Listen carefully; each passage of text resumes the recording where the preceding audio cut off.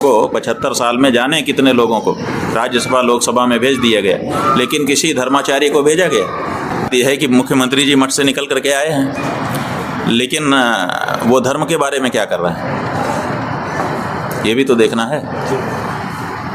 धर्म की शपथ लेकर के जो व्यक्ति बैठा हुआ है वो धर्मनिरपेक्षता की शपथ कैसे ले सकता है? शपथ हमने पहले ले ली उसको तो हमको जीवन पर्यंत निभाना है ना। तो ये कोई भी अगर जिसको आप कहते हैं कि ये धार्मिक है, इसका मतलब उसने धर्म की शपथ ले ली है। अब धर्म की शपथ ले लिया, उसके बाद आप धर्मनिरपेक्षता की शपथ कैसे ले सकते हो?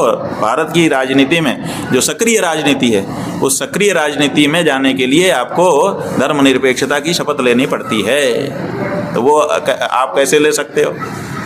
आप यहीं कंट्राडिक्शन हो जाएगा। दुई की एक संग होई भुआलू, हंसब ठठाई फुलाऊ बुगालू। आप हा हा हा करके हंसे भी हो, ऐसे गाल भी फुला लें, दोनों एक साथ नहीं हो सकता, एक के बाद एक करना पड़ेगा।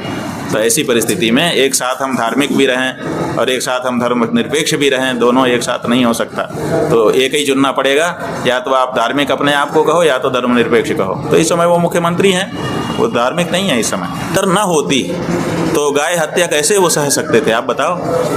आप माने एक सामान्य व्यक्ति सह सकता है कि कैसे सह सकता है? उसके हाथ में कोई शक्ति ही नहीं है, वो तो सहने के लिए ये मजबूर है। लेकिन जिसके हाथ में इतने बड़े सूबे का कमान हो, उसके हाथ में कितनी शक्ति है?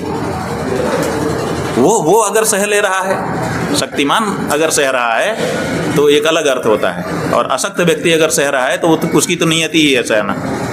तो ये गौ हत्या कैसे सह सकते थे? वो भी गोरक्ष पीठ पर बैठ कर। आप समझो, सुनने में हमारी बात थोड़ी कड़ी हो सकती है, लेकिन विचार के लिए अगर साफ साफ पक्ष नहीं रखेंगे तो कैसे होगा? तो आप देखिए, हम गोरक्ष पीठ पर बैठे हैं और हम वो कार्य कर रहे हैं जिसमें गौ हत्या सम्मिलित है। इंटरनेट पे चले जाओ और पूछो कि भारत का क्या हाल है गौमांस निर्यात में, तो वो बताएगा कि अब 3 नंबर 2 नंबर पे आ गया है। फिर आप कहें कि इसमें किस स्टेट का कितना योगदान है, तो सबसे ऊपर उत्तर प्रदेश आ जाए। अब बताइए, जिस उत्तर प्रदेश में गोरक्ष पीठ का व्यक्ति नेतृत्व कर रहा हो, उसमें सर्वाधिक गोमांस का निर्यात उसी प्रदेश से कैसे हो सकता है? और अगर हो रहा है तो आप समझ लो कि क्या हो रहा है।